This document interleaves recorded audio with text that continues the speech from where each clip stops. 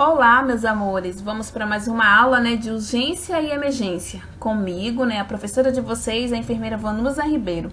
Se vocês gostaram da aula, pode dar um curtir e também pode comentar também nesse vídeo. Sem muita enrolação, vamos para nossa aula. E hoje vamos falar sobre fraturas, luxações e entosses. Então, antes de mais nada, vamos falar um pouco, da anatomia, lá das nossas aulas antigas, Lembrando para vocês que uma disciplina puxa a outra e que a anatomia e fisiologia é importante para as demais disciplinas que vocês vão ter daqui para frente, Então, assim, o esqueleto humano, ele é a estrutura de quê? Da sustentação do corpo. E sobre ele, apoia, todos os tecidos. Para que possamos nos mover, o esqueleto, ele se articula em vários lugares e os músculos que envolvem os ossos fazem com que eles se movam. E esses movimentos são controlados pela vontade e também coordenados por nervos específicos. Existem diferentes formas de lesões nessas estruturas. Os ossos podem quebrar-se. Quando ele se quebra, nós chamamos de fratura. E desencaixa-se em algumas articulações. Então, quando ele desencaixa, é uma luxação ou ambos. Os músculos e os tendões que os ligam, os ossos, podem também ser distendido ou rompido.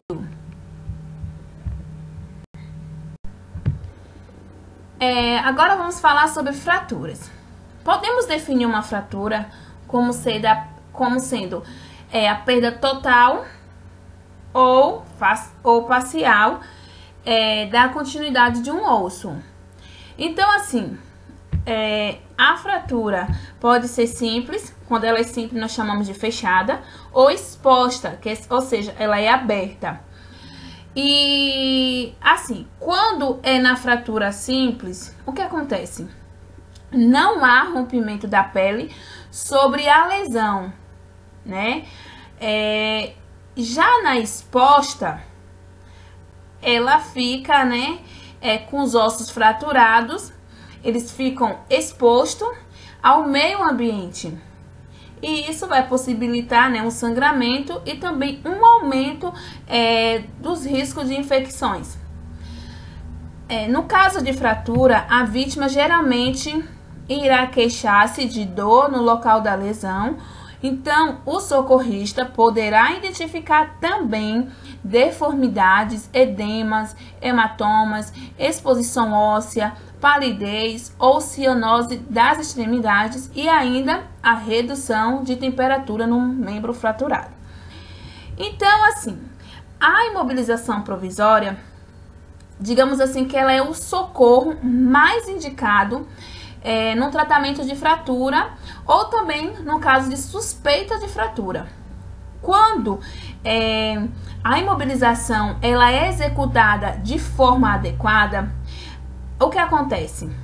Essa imobilização vai aliviar a dor, vai diminuir a lesão tecidual, o sangramento e também uma possibilidade de contaminação de uma ferida aberta.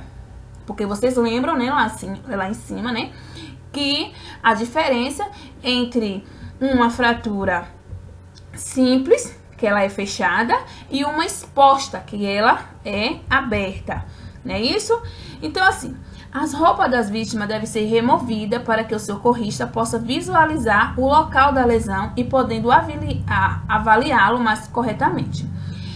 Então, assim, as extremidades, ela deve ser alinhada sem, no entanto, tentar reduzir a fratura exposta.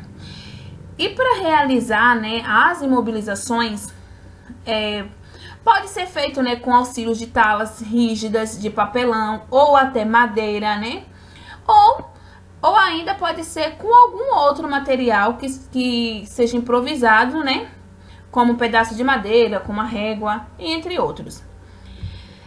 Na fratura exposta, antes de imobilizar o osso fraturado, O socorrista deve cobrir o ferimento com um pano bem limpo e com gases estéril. Por que isso? Porque isso vai diminuir a possibilidade de contaminação e também vai controlar as hemorragias que poderão ocorrer as lesões. E também é importante que nas fraturas com a deformidades em articulação como ombro, joelho, entre outros, o socorrista venha imobilizar o membro na posição em que ele foi encontrado, sem imobilizá-lo.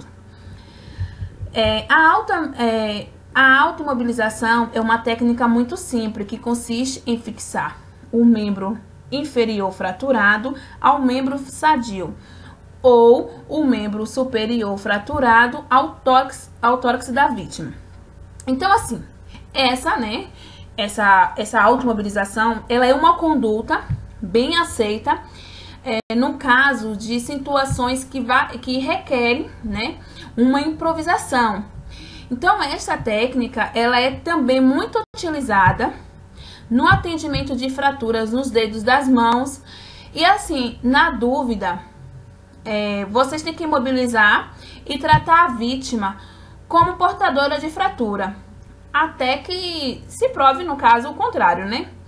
E nas fraturas associadas com sangramento significativo, então significa que o socorrista, ele tem que estar preparado para atender também um choque hipovolêmico.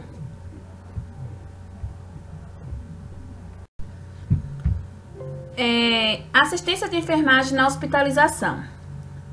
Tem que transferir a vítima para a maca própria, né? Se um caso já foi detectado, que no caso há uma fratura de quadril, por exemplo, ou bacia, tem que transferir a vítima em broco para proteger, né, o membro afetado na hora da transferência. Então, vocês não devem esquecer isso. Também tem que fazer uma análise para verificar o tipo de lesão. Providenciar a retirada das vestimentas, pulsionar acesso venoso do grosso calibre. E além disso, também tem que colher amostra, gente, de sangue e manter a hidratação conforme prescrição médica. Verificar os sinais vitais e também tem que ter uma atenção especial ao pulso no membro fraturado. Limpar a área com lesão com soro fisiológico de 0,9% e manter a lesão coberta até segunda orientação. Manter o material de ortopedia, como atadura de gesso, algodão ortopédico, soro de fácil acesso, e também tem que aguardar, né, as orientações. Se a fratura for aberta e com grande área lesada, tem que seguir as orientações da equipe, que nós sabemos, né, que nós trabalhamos em quê? Em equipe. Não fazer nada que não tenha sido orientado pela enfermeira responsável ou equipe atuante. Por que isso? Porque assim, gente, um deslize no atendimento à fratura pode ser vital para o paciente, entendeu? E também vocês têm que providenciar a transferência do paciente da sala de emergência para outro local predestinado. Luxações. A luxação é uma lesão onde a extremidade óssea que forma uma articulação fica deslocada, permanecendo desalinhada e sem contato entre si. O desencaixe de um osso da articulação, ou seja, a luxação, né, pode ser causado por uma pressão intensa que deixará o osso numa posição anormal ou também por uma violenta contração muscular. Então, assim, com tudo isso, poderá, né, haver uma ruptura dos ligamentos.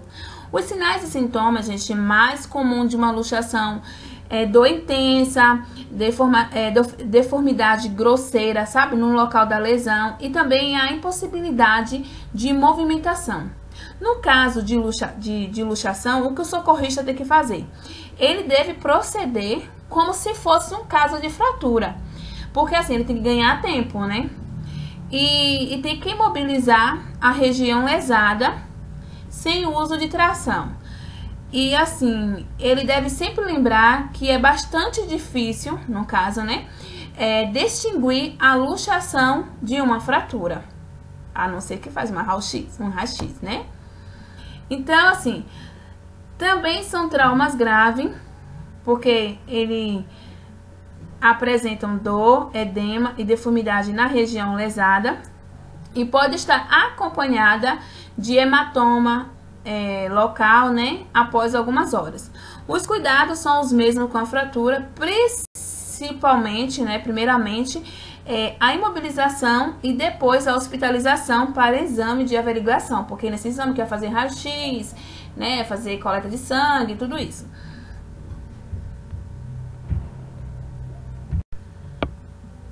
Sinais e sintomas. Os sinais e sintomas incluem dor intensa, local, né, que no caso é como edema, deformidade, perda completa do movimento, palidez do membro. Entosses. Entosse pode ser definido como a separação momentânea da superfície óssea ao nível da articulação. A lesão provocada pela deformação brusca geralmente produz a estiramento dos ligamentos na articulação ou perto dela. Os músculos dos tendões podem ser estirados em excesso e rompidos por movimentos repetidos e violentos. Então, assim, uma lesão muscular, ela pode ocorrer por 3 motivos distintos. Pela distensão, pela ruptura, ou também pela uma contusão profunda. Então, o entosse, diante disso tudo, ela manifesta-se, né, por uma dor de grande intensidade e ela é acompanhada também com inchaço e também uma equimose no local da articulação. O socorrista deve evitar a movimentação da área lesionada. Por quê? Porque o tratamento do entosse também consiste em mobilização e também no encaminhamento para uma avaliação médica. Resumindo tudo isso, né? O objetivo da imobilização, gente, provisória, ela consiste em prevenir a movimentação dos fragmentos ósseos fraturados ou também luxados, né? E a mobilização, ela vai diminuir a dor e também pode ajudar a prevenir futuras lesões dos músculos, nervos, no caso também nos vasos sanguíneos, ou ainda da pele, porque, assim, no caso de decorrência da movimentação dos fragmentos ósseos, né? Então, assim, se a lesão for recente, tem que esfriar a área, aplicando uma bolsa de gelo ou fazer uma compressa fria, porque isso, gente, vai reduzir o inchaço, o hematoma e também a dor. Técnicas de imobilização. Então, se o membro fraturado estiver dobrado, o socorrista não poderá imobilizá-lo adequadamente.